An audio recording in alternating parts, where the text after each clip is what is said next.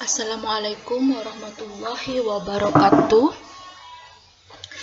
Hari ini Bunda akan membahas tentang sebuah materi yang berjudul pertumbuhan dan perkembangan anak pada usia dini. Nah, mengapa Bunda memilih untuk membahas materi ini? Karena materi ini akan sangat berhubungan dengan mata kuliah kita, yaitu perkembangan motorik halus pada anak usia dini. Karena tentu saja materi ini akan menjadi pengantar yang sangat penting untuk pemahaman Anda ke depannya, tentang memperkuat pemahaman Anda ke depannya tentang perkembangan motorik halus pada anak usia dini. Baik, mari kita mulai materi kita pada hari ini dengan membaca basmalah bersama-sama.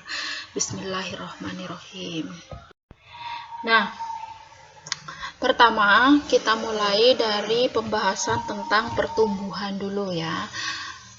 Apakah definisi dari pertumbuhan itu? Pertumbuhan adalah suatu perubahan bentuk fisik pada anak usia dini tentunya karena faktor biologis. Ya, karena faktor biologis. Jadi perkembangannya itu terjadi karena secara biologis atau secara fisik. Ya, namanya fisik yang berkembang, maka tubuhnya atau jasmaninya yang berkembang ya. Jadi tambah tinggi, tangan-tangannya tambah panjang, kakinya tambah panjang, jari-jarinya tambah panjang, kemudian giginya tumbuh, rambutnya tumbuh. Nah, bentuk-bentuk pertambahan seperti itu disebut pertumbuhan. Kemudian ada beberapa catatan lain yang menyangkut definisi dari pertumbuhan. Yang pertama adalah bahwa pertumbuhan itu lazim digunakan dalam ilmu biologi karena pertambahannya bersifat biologis atau bersifat fisik atau berkenaan dengan jasmani anak usia dini. Maka sangat populer terjadi pada atau dipakai dalam terminologi ilmu-ilmu biologi.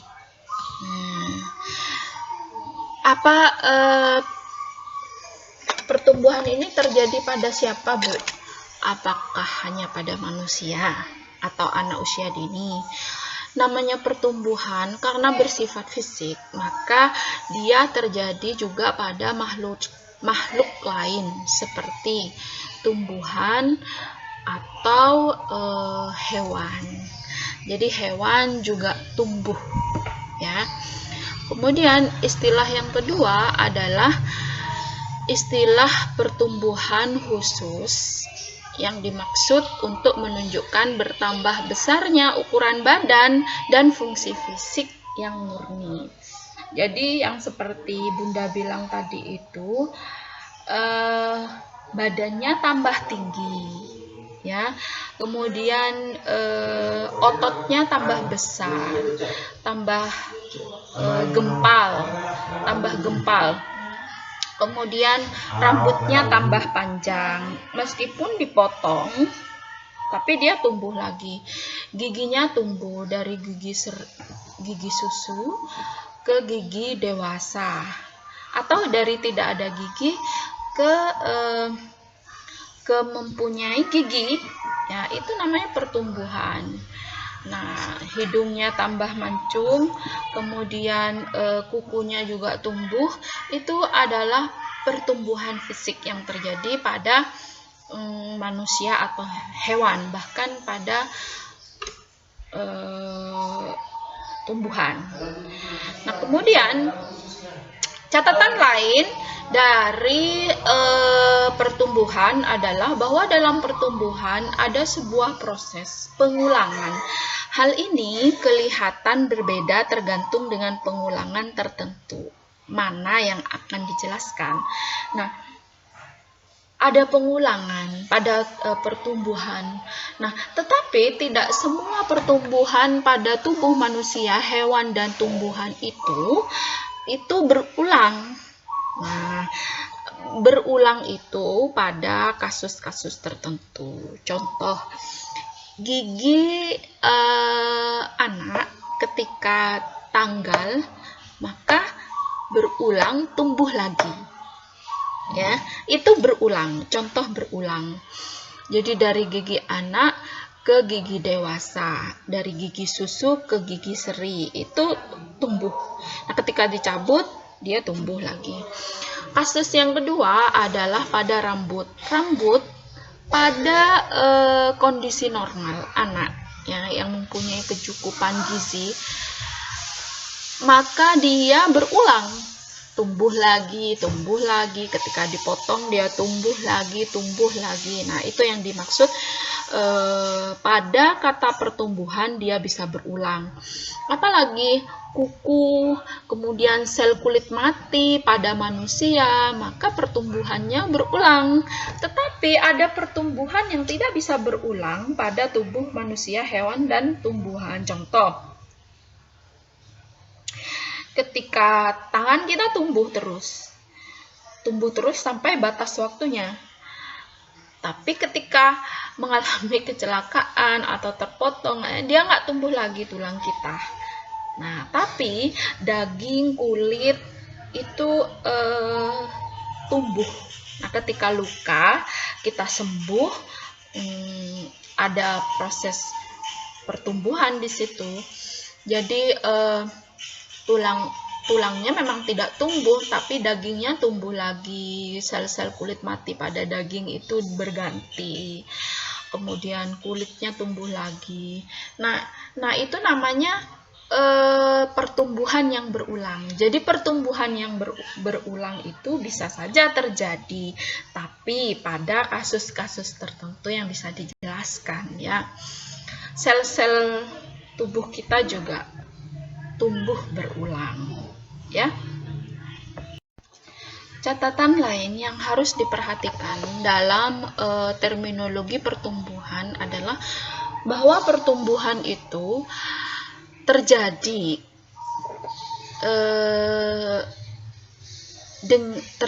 ditandai dengan adanya perubahan dalam bentuk kasat mata dan dalam integrasi dari bagian-bagian jasmani ke dalam bagian-bagian fungsional. Kenapa perubahan itu disebut perubahan bentuk kasat mata? Karena perubahan yang terjadi pada pertumbuhan itu bisa Anda lihat, ya. Anda bisa lihat giginya tumbuh, Anda bisa lihat rambutnya tumbuh, tinggi badannya juga tumbuh, kemudian badannya semakin gempal, terus payudaranya semakin besar. Nah, ada rambut-rambut yang semakin tumbuh. Nah, itu adalah suatu bentuk perubahan yang kasat mata. Dan dalam integrasi dari bagian-bagian jasmani. Nah, ingat, pertumbuhannya itu bersifat integratif ya. Artinya begini, pertumbuhannya itu bersama-sama dalam waktu yang relatif sama antara semua anak usia dini pada umumnya. Artinya gini, ketika rambutnya tumbuh, ya, giginya juga tumbuh, badannya juga semakin besar gitu, dan porsinya cukup atau pas sesuai dengan usianya.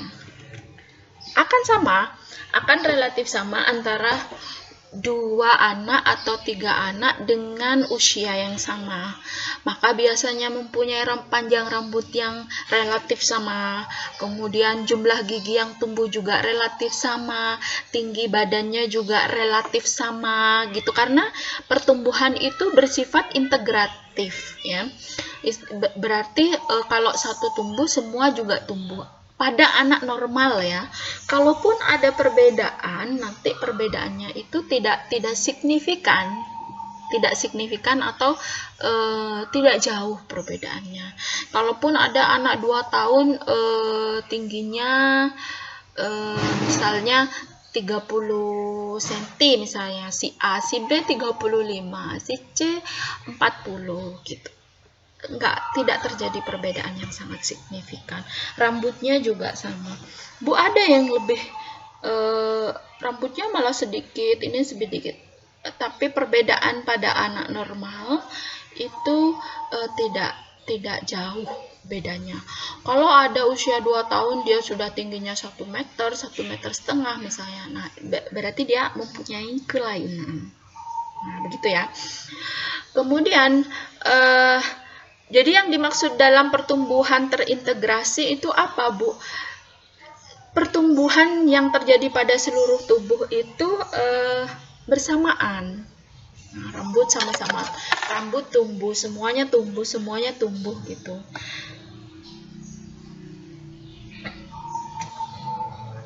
Kemudian bagian-bagian fungsional. Apa yang dimaksud dengan bagian-bagian fungsional?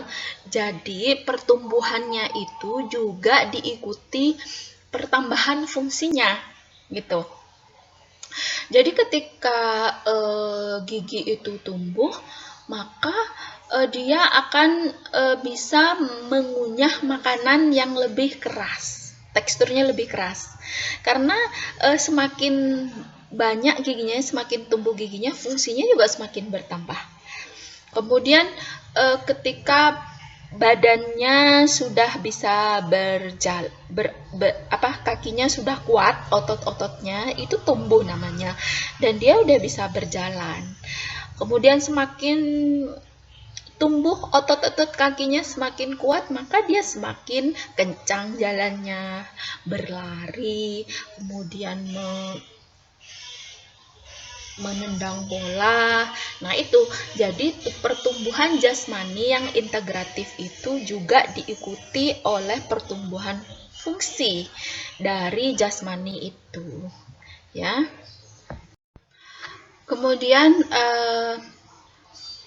anak-anak, catatan terakhir dari Bunda tentang pertumbuhan adalah bahwa pertumbuhan itu lebih cenderung menunjuk pada kemampuan fisik atau pertumbuhan tubuh yang melaju sampai titik optimum dan kemudian menurun menuju keruntuhannya, ya. Jadi kesimpulan dari kata pertumbuhan itu bahwa pertumbuhan itu cenderung pada perubahan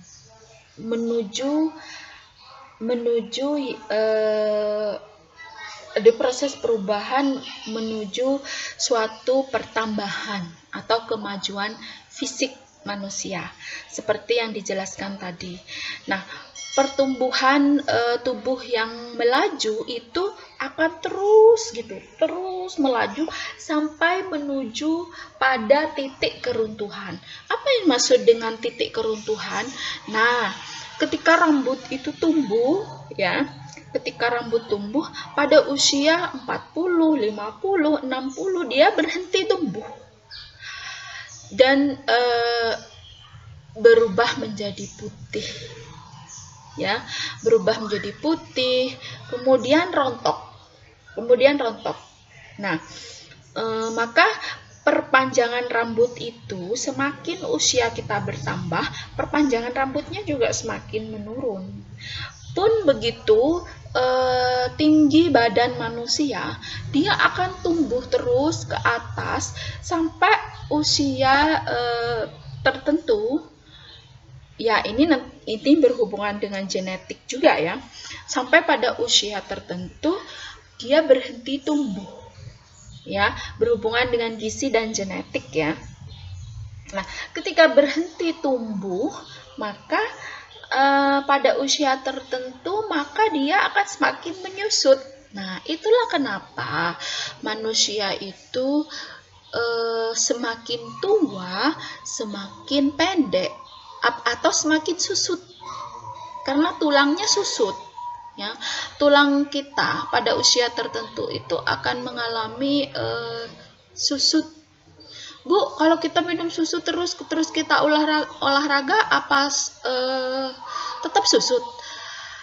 Tetap susut, tetapi olahraga dan nutrisi tertentu itu hanya memperlambat proses susutnya. Nah, istilahnya gini, manusia itu pasti tua, tetapi ada beberapa hal yang menyebabkan pertambahan penuaan itu pada manusia itu tidak sama. Ya, tetapi pasti karena hukumnya seperti itu. Nah, begitupun kuku, kemudian gigi tumbuh, tapi pada waktunya tidak tumbuh, maka dia akan runtuh, mengalami keruntuhan gitu. Jadi maka sel-sel kulit mati itu tumbuh terus. Nah, ketika usia 40 semakin berkurang pertumbuhannya, maka kita akan semakin keriput, menurun. Jadi, proses pertumbuhan tidak berlangsung dari usia dalam kandungan sampai akhir hayat, tidak. Tapi berlangsung pada titik tertentu kemudian runtuh atau mengalami kemunduran. Nah, titik optimum pada manusia itu apa bisa ditentukan, Bu? Tidak bisa, tetapi rata-rata ketika usia 40 itu sudah mengalami keruntuhan di sedikit demi sedikit. Nah, jadi bisa lebih cepat, bisa juga lebih lambat. Nah, makanya ada orang yang awet muda, ada juga yang boros usia, seperti itu ya. Nah, sekarang kita beralih pada kata perkembangan. Perkembangan adalah suatu proses ke arah yang sempurna dan tidak dapat berulang kembali. Ya. Ingat, kalau pertumbuhan tadi bisa berulang, kalau perkembangan tidak bisa berulang lagi. Tapi yang persamaannya itu adalah proses menuju sempurna. Ada proses, ada perubahan ke yang lebih baik. Nah, pada kondisi normal, baik pertumbuhan maupun perkembangan harusnya bergerak maju. Ya, harusnya bergerak maju dan bukan mundur. Nah, itu ya. Tapi bedanya kalau pada perkembangan itu dia nggak bisa berulang kembali. Ya. Apa yang tidak bisa berulang nanti dijelaskan pada catatan-catatan selanjutnya. Catatan yang harus Anda ingat bahwa perkembangan ini lazim digunakan dalam ilmu psikologi. Ya. Kemudian kenapa? Karena dia lebih bersifat psikis dan mental, ya. Jadi dia dibahas dalam ilmu psikologis. Kemudian Chaplin mengartikan bahwa perkembangan dalam manusia atau anak usia dini adalah sebuah perubahan yang berkesinambungan. Artinya terjadi terus-menerus, ya. Terus-menerus terjadi ke arah depan, ke arah yang lebih maju. Nah, itu yang disebut progresif dalam organisme atau manusia atau hewan. Dari lahir sampai mati, terus berkembang. Ya, dari lahir sampai mati ya. Bahkan ada yang sumber lain mengatakan dari usia kandungan sampai akhir hayat ya. Karena di dalam kandungan anak itu atau janin itu juga berkembang, bukan hanya tumbuh ya. Kemudian prosesnya terjadi atau dialami oleh individu menuju tingkat kedewasaan yang berlangsung secara sistematis dan integratif, baik fisik maupun mental. Jadi, perkembangan itu tidak meliputi fisik saja, tetapi juga meliputi mental. Jadi, perkembangan itu juga bisa melihat juga di dalamnya ada proses pertumbuhan, ya, dan juga ada proses perkembangan itu sendiri, ya. Jadi ada fisik yang tumbuh dan ada mental yang berkembang. Itu meliputi kata perkembangan anak usia dini. Nah, itulah kenapa dalam setiap ilmu anak usia dini kita lihat ada istilah perkembangan anak usia dini. Nah, bukan pertumbuhan anak usia dini. Karena ketika kita menyebut kata perkembangan, maka di dalamnya juga ada masuk proses pertumbuhan. Nah, catatan lain adalah bahwa perkembangan sebagai perubahan jangka panjang dalam hidup manusia, baik itu perkembangan perasaan, pola pikir, hubungan sosial, dan kemampuan fisik. Jadi, ya, kenapa disebut tadi dia bersifat fisik dan mental? Jadi perkembangan fisiknya adalah bahwa perasaannya itu semakin bertambah. Perasaan kecintaannya terhadap ayah dan ibu, perasaan kecintaannya terhadap saudara, kemudian pola pikirnya menjadi lebih luas sesuai dengan usianya. Nah, jadi kalau makan itu harus baca doa. Habis makan baca doa juga. Sebelum makan cuci tangan. Kalau mau buang air itu di kamar mandi. Nah itu pola pikir. Nah, pola pikir itu dibentuk dari lingkungan atau dibantu oleh lingkungan yang mengajarkan. Tapi anak juga berproses dengan cara melihat. Nah, jadi pola pikir itu yang semakin baik atau semakin positif itu disebut juga perkembangan. Nah, terus Bu, gimana kalau anak itu tetap nggak bisa makan dengan baik, kemudian apakah itu dia disebut tidak berkembang atau perkembangannya kurang? Dilihat dulu, bisa saja dia itu karena tidak melihat contoh dari orang tuanya nggak ada yang mencontohkan misalnya, atau dia memang mengalami kelainan mental seperti Down syndrome atau autis, bisa saja seperti itu. Kemudian hubungan sosial yang meningkat itu adalah bahwa dia semakin mengerti arti teman, kemudian guru, dia mencintai gurunya, mencintai teman-temannya, dan kemampuan fisik yang juga berkembang. Kemampuan fisik ini begini, kenapa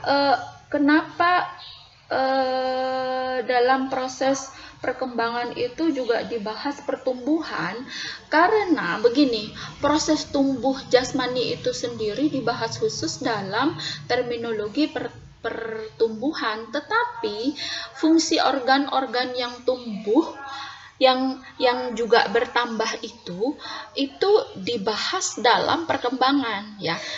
Contoh gini, otot-otot tangan yang semakin kuat, otot-otot lengan yang semakin kuat, jadi dia bisa mengambil, menggenggam, merogoh, kemudian membawa, memukul bola, menendang bola, itu adalah suatu perkembangan dari pertumbuhan yang terjadi. gitu. Jadi kenapa dalam perkembangan itu harus dibahas juga kata pertumbuhan? Karena dalam pertumbuhan itu ada perkembangan fungsi dari pertumbuhan anak itu sendiri, ya, mengerti ya? Kemudian mengalami perubahan secara kualitatif, ya, secara kualitas, ya. Artinya pertumbuhannya itu tidak secara kuantitatif, ya. Jadi pertumbuhan rambut pada tubuh itu tidak dilihat pertumbuhan secara fisiknya, tapi dilihat fungsinya. Jadi ketika tumbuh bulu-bulu di sekitar tubuh, kita lihat bahwa dia itu semakin tahan terhadap dingin, semakin apa ya, semakin tahan terhadap debu, begitu. Jadi pertambahan otot kakinya itu seiring dengan pertambahan panjang dari tulang kaki itu semakin membuat dia bisa menendang lebih kuat, berjalan lebih kuat, berlari lebih kuat.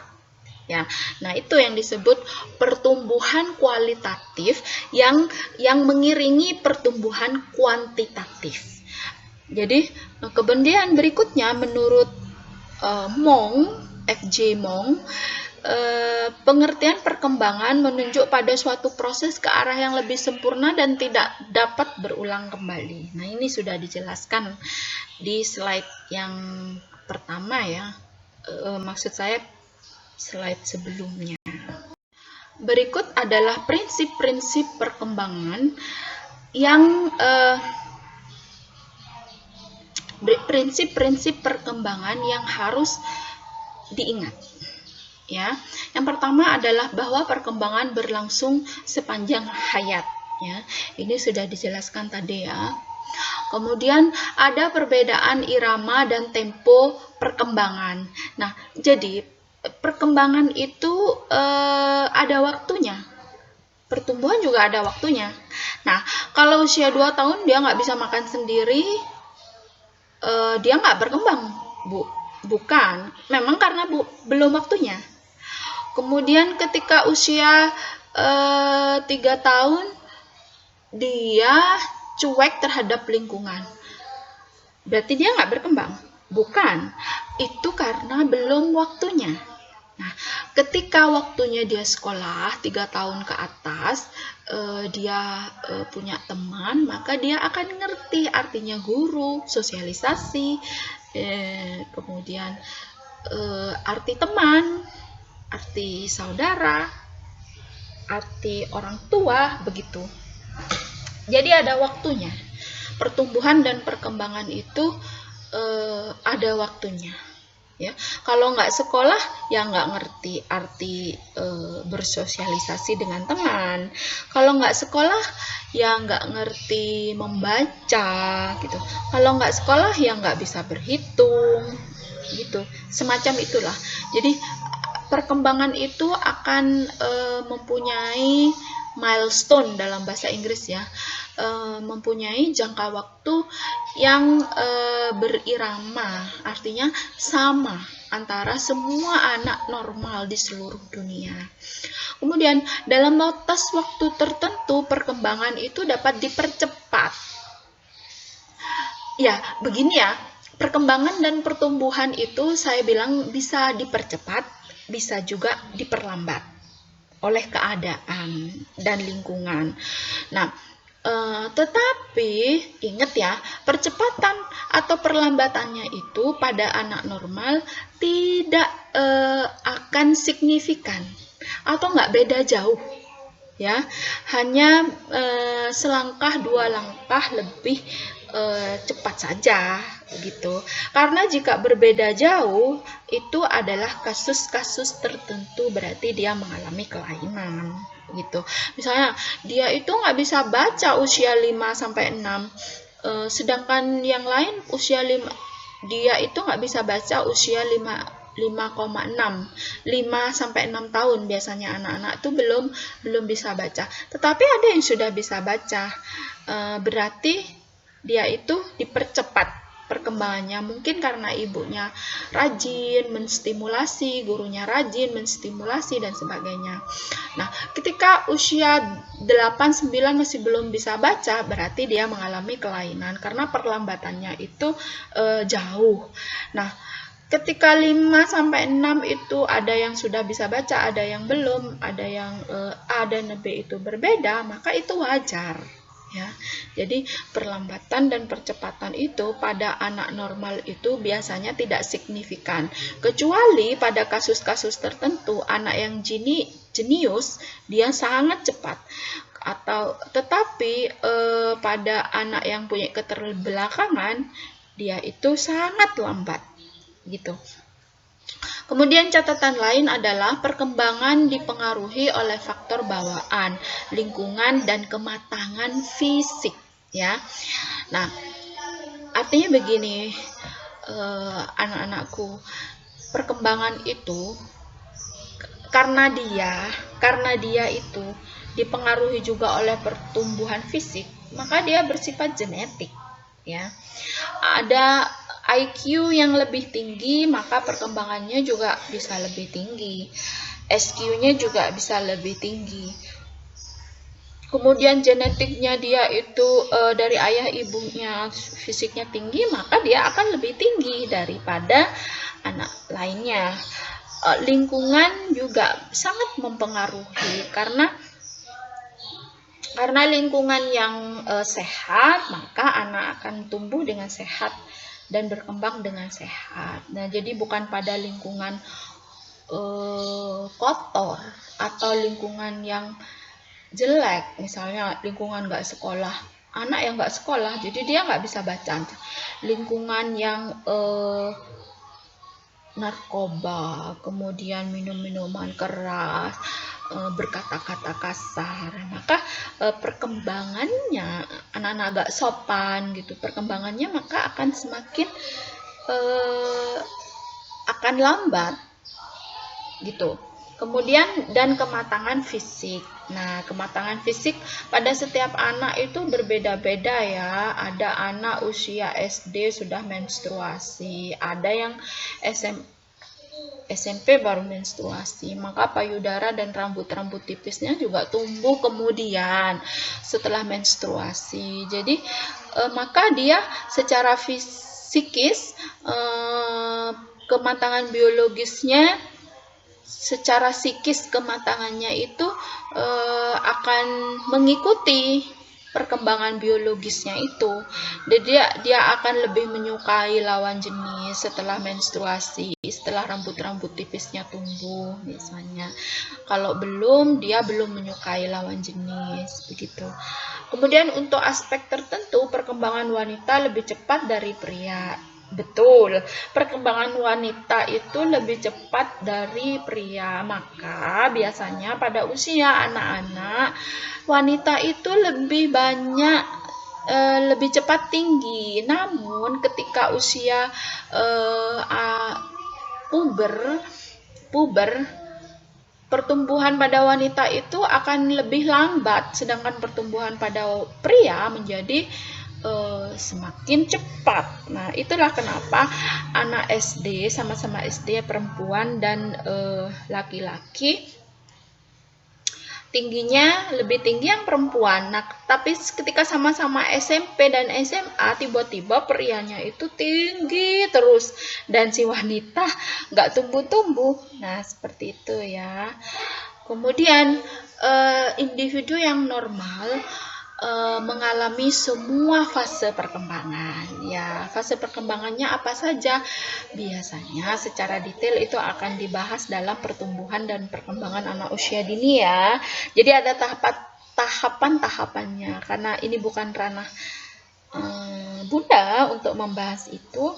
Nanti akan dibahas di mata kuliah yang lain. Tapi intinya semua pertumbuhan dan perkembangan mempunyai fasenya sendiri. Jadi kesimpulannya, dari apa yang sudah Ibu jelaskan secara panjang dan lebar, bahwa perkembangan adalah suatu istilah yang dipakai dalam ilmu psikologi yang merupakan suatu proses perubahan fisik maupun mental yang bersifat berkesinambungan, integratif, sistematik, progresif, dan tidak akan berulang dalam proses pembuahan sampai mati.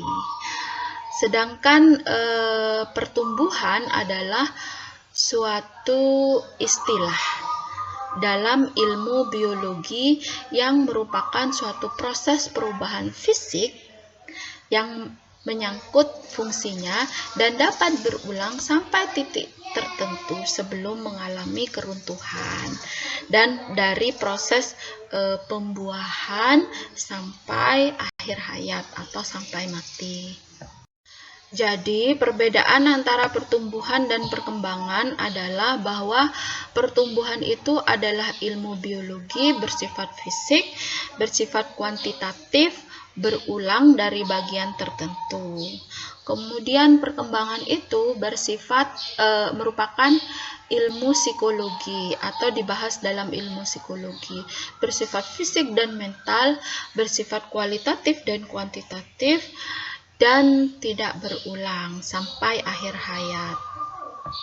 Demikian pembahasan Bunda tentang perkembangan dan pertumbuhan. Sampai jumpa lagi di pembahasan yang berikutnya. Jangan lupa kalau ada pertanyaan silahkan tulis di kolom komentar atau di grup ya. Wassalamualaikum warahmatullahi wabarakatuh. Sampai jumpa.